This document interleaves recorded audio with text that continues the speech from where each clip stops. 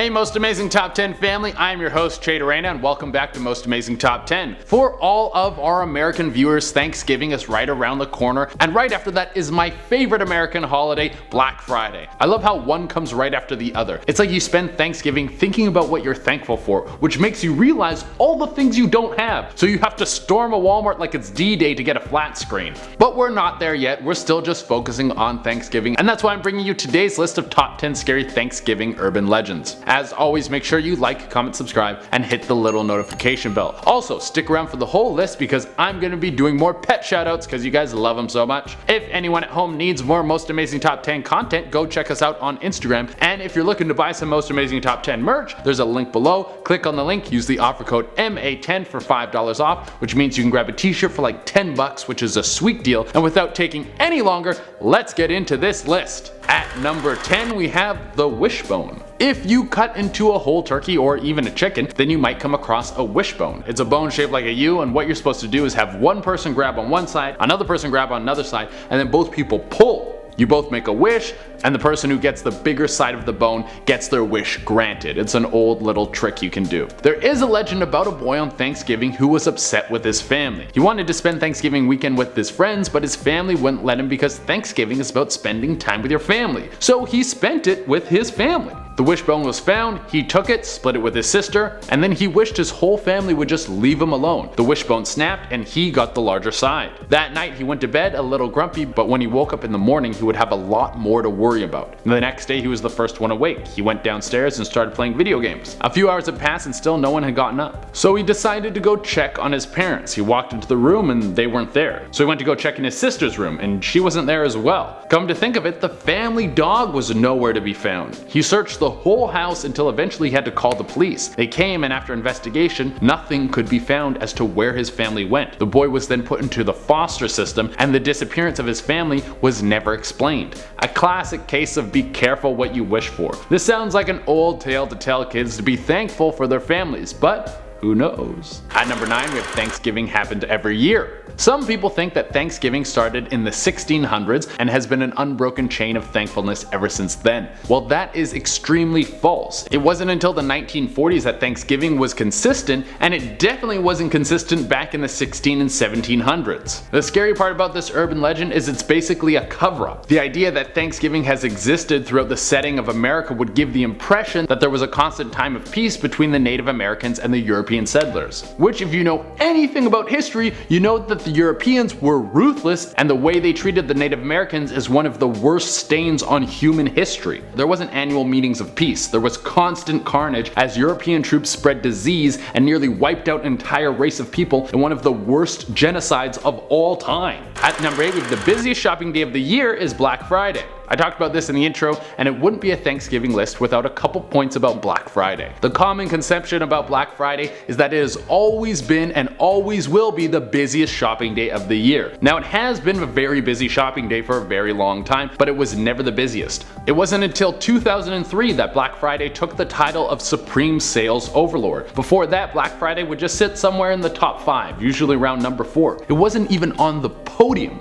Now, how did this beautiful day of mob mentality work its way all the way to the top? Well, it was just marketing. Heavy marketing campaigns across several companies like Walmart, Target, and Best Buy, and so many others got Americans revved up and bloodthirsty for slightly better sales. They manipulated all of us into thinking we needed to shop till we drop on Black Friday, and it worked. This holiday is so serious that it is stretched into Canada and the UK. Black Friday is so big it even has a sister holiday, Cyber Monday. The day is so big they had to stretch it. Christmas doesn't even get that treatment. At number 7, Thanksgiving was a trap. Thanksgiving is supposed to be a time when the Native Americans and settlers came together in peace to share food and give thanks. But there are some historians who think this might have all been a ploy. What better way to gain someone's trust than to cook them a bunch of food? It's like when someone crazy asks you out and you say no, but they're like, hey, come over and I'll cook dinner for you, and you're like, well, I guess I could risk it. The more I've dug around the internet, the more tidbits I've found that the settlers might have been planning an attack on the Native Americans way before Thanksgiving, that they used the celebration as a way to get closer to them, and then once they were in, they turned their guns on them them and started to wipe them out. At number 6 we have halal turkeys. There was a rumor floating around that the company Butterball was secretly making halal turkeys. As this rumor spread around, there were a few people, not many, but there were a few that were up in arms about secretly being given halal turkeys, which they called terrorist turkeys, which is super racist. First off, I need to state this is not true. Butterball isn't secretly making halal turkeys, but the reason I put this on this list of scary Thanksgiving urban legends is because it's scary that people cared. Who cares if you're eating halal meat? It doesn't make a difference. Do you feel weird about eating kosher meat? Because it's almost the same thing. Thanksgiving is about being thankful and coming together, not making false rumors and freaking out because you might be exposed to another culture. But like I said, most people don't care about this at all. If you know someone who does care about eating a halal turkey, then you should probably stop hanging out with them. It's not a big deal at all. At number 5 we have maggot pumpkins. There was a rumor flying around a few years ago that the canned pumpkin you can buy to make pumpkin pie had a certain percentage of maggot DNA in it. Basically, people were saying that companies who make this stuff were using old rotted pumpkins that were filled with maggots and throwing them in with the good pumpkins. Those maggots would then get blended up and millions of Americans would be eating pumpkin pie with a hint of fly larvae. Very gross. Of course, this was quickly debunked, probably because it wasn't true, or was it a cover-up by big evil pumpkin companies? At number 4 we have Halloween cross Thanksgiving. You might not know this about Thanksgiving, but it used to be very similar to Halloween. No one was handing out candy, but people would dress up and walk around all over their cities. It was a common theme that people would dress up like homeless people. For obvious reasons, this tradition fell off. It's probably one of the most insulting things you could do to a person with no home. Imagine if I was like you, that would be crazy. I'm gonna go sit next to my fireplace now. Very rude. But the urban legend of why this ended was that homeless people would take this opportunity to blend in and steal people's children's, taking them to try and get ransom money or selling them to other people. It would be very difficult to tell who's who when everyone's dressed up the same. The perfect time to try and catch and resell a kid for 20 bucks. That's how much a human life is worth, right? 20 bucks? I don't know. At number 3 we have Macys Day Parade deaths. One of the biggest events of Thanksgiving is the massive Macys Day Parade. There's a bunch of floats, a ton of balloons, and everyone is dressed up in their best fall fashion look. Throughout the years of the parade, there have been rumors that people have been killed. Some of them talk about a rogue balloon or float crashing into the crowd and mowing down hundreds of people. Other urban legends talk about a riot breaking out and cops firing right into the crowd. I did as much digging as I could find, and I couldn't find any hard evidence to confirm any of these rumors, but I did find this amazing video.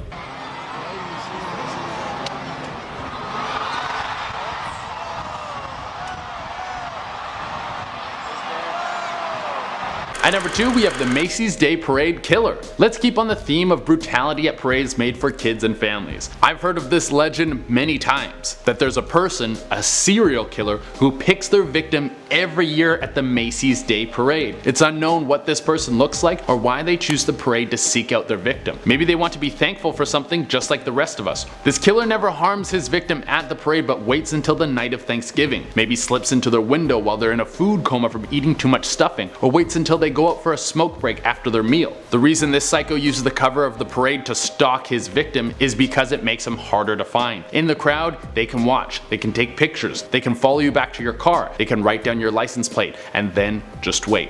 Wait until the perfect moment to make sure this Thanksgiving will be your last. Whoa. And at number 1 on the list we have Cannibal Thanksgiving, another classic urban legend of Thanksgiving. A family gets together for their regular Thanksgiving rituals. All the kids come through, some aunts and uncles, but this year something is different. Aunt Becky has everyone over year after year for turkey, but this year she's serving ham. Some people are a little disappointed, but they all sit down and start eating and everyone is having a good time. One thing is off, Uncle Tom isn't there, and Aunt Becky uses this as an opportunity to tell everyone that her and Uncle Tom have gotten a divorce. He won't be joining them this evening. Everyone eats, laughs, has a great time. Now it's time to clean up. All of the kids help, they pack up all the leftovers, and all the leftover ham gets bagged up and ready to put in the freezer. They keep it in there so they can make some soup later. Becky says not to worry about it, that she'll take care of putting everything away. Becky steps away into the bathroom for a moment, and one of the younger boys thinks, well, I'll just pack it up and then I'll go put it into the freezer while she's in the bathroom so she doesn't have to worry about it. So he heads into the garage carrying a few bags of meat, opens up the chest freezer, and then is paralyzed with fear. In the freezer is a face he recognizes. Then the lights of the garage